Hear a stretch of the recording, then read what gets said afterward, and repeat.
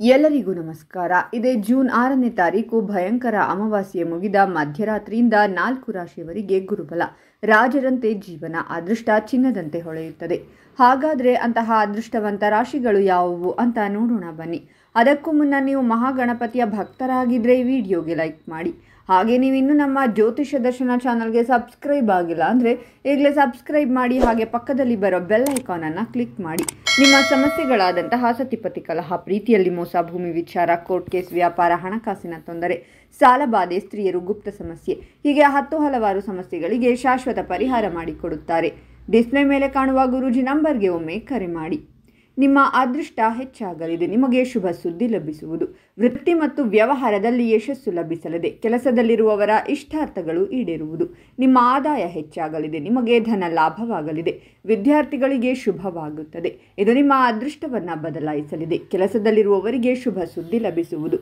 ವೃತ್ತಿ ಜೀವನದಲ್ಲಿ ನಿಮ್ಮ ಖ್ಯಾತಿ ಮತ್ತು ಗೌರವ ಹೆಚ್ಚಾಗಲಿದೆ. ನಿಮ್ಮ ಆರ್ಥಿಕ ಸ್ಥಿತಿ ಮೊದಲಿಗಿಂತ ಉತ್ತಮವಾಗಿರುತ್ತದೆ. ವೃತ್ತಿಯಲ್ಲಿ ಲಾಭವಾಗಲಿದೆ. ಸಮಯದಲ್ಲಿ ನಿಮ್ಮ ಅಪೂರ್ಣ ಕಾರ್ಯಗಳು ಪೂರ್ಣಗೊಳ್ಳಲಿದೆ. ನಿಮ್ಮ ಮನೆಯಲ್ಲಿ ಧಾರ್ಮಿಕ ಕಾರ್ಯಕ್ರಮ ನಡೆಯುವುದು. ಈ ಸಮಯದಲ್ಲಿ ನಿಮ್ಮ ಕೆಲಸದಲ್ಲಿ ಪ್ರಗತಿ ಕಾಣುತ್ತೀರಾ. ವ್ಯಾಪಾರದಲ್ಲಿ ಹೆಚ್ಚು ಲಾಭವಾಗಲಿದೆ.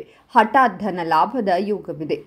ನಿಮ್ಮ ಸುತ್ತಲೂ ಸುಖ ಶಾಂತಿಯ ವಾತಾವರಣವಿರುವುದು. ಈ ಅವಧಿಯಲ್ಲಿ ನೀವು ವೃತ್ತಿ ಜೀವನದಲ್ಲಿ ಬಡ್ತಿ ಪಡೆಯುವ ಯೋಗವಿದೆ.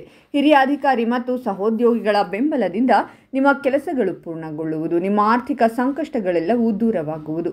ನಿಮ್ಮ ಆರೋಗ್ಯದ ಬಗ್ಗೆ ಕಾಳಜಿ ವಹಿಸಿ. ನಿಮಗೆ ವಿದೇಶ ಪ್ರವಾಸದ ಯೋಗವಿದೆ. ಈ ರಾಶಿಯವರ ಆದಾಯದಲ್ಲಿ ವೃದ್ಧಿಯಾಗಲಿದೆ. ಸ್ಪರ್ಧೆಯಲ್ಲಿ ಭಾಗವಹಿಸುವವರಿಗೆ ಯಶಸ್ಸು ಲಭಿಸುವುದು. ಮನೆಯಲ್ಲಿ ಸುಖ ಶಾಂತಿ ನೆಲೆಸುವುದು. ಸ್ನೇಹಿತರ ಸಹಾಯದಿಂದ ನಿಮ್ಮ ಸಮಸ್ಯೆಗಳೆಲ್ಲವೂ ದೂರವಾಗುವುದು. ವ್ಯಾಪಾರಿಗಳಿಗೆ ಉತ್ತಮ ಅವಕಾಶಗಳು ಲಭಿಸುತ್ತವೆ.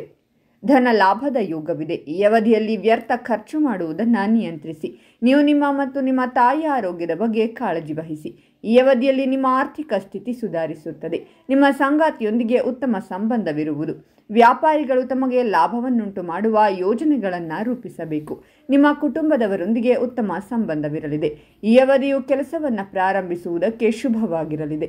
ಒಡ ಹುಟ್ಟಿದವರೊಂದಿಗಿನ ಎಲ್ಲ ಮನಸ್ತಾಪಗಳು ದೂರವಾಗುತ್ತದೆ. ಆರ್ಥಿಕ ಸಮಸ್ಯೆಗಳಿಗೆ ಪರಿಹಾರವನ್ನು ಕಾಣುವಿರಿ. ಕುಟುಂಬದವರೊಂದಿಗೆ ಪ್ರವಾಸಕ್ಕೆ ಹೋಗುವಿರಿ. ಈ ಅವಧಿಯಲ್ಲಿ ನಿಮ್ಮ ಆರೋಗ್ಯದ ಬಗ್ಗೆ ಹೆಚ್ಚು ಕಾಳಜಿ ವಹಿಸಿ. ಹಾಗಾದರೆ ಇಷ್ಟೆಲ್ಲ ಅದೃಷ್ಟ ಫಲಗಳನ್ನು ಪಡೆಯುತ್ತಿರುವ ರಾಶಿಗಳು ಯಾವುವೆಂದರೆ ಮಕರ ರಾಶಿ, ಕನ್ಯಾ ರಾಶಿ, ವೃಶ್ಚಿಕ ರಾಶಿ ಮತ್ತು ಧನಸ್ಸು ರಾಶಿ.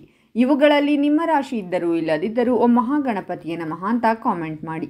ಈ ವಿಡಿಯೋವನ್ನು ಲೈಕ್ ಮಾಡಿ ಮತ್ತು ಎಲ್ಲರಿಗೂ ಶೇರ್ ಮಾಡಿ.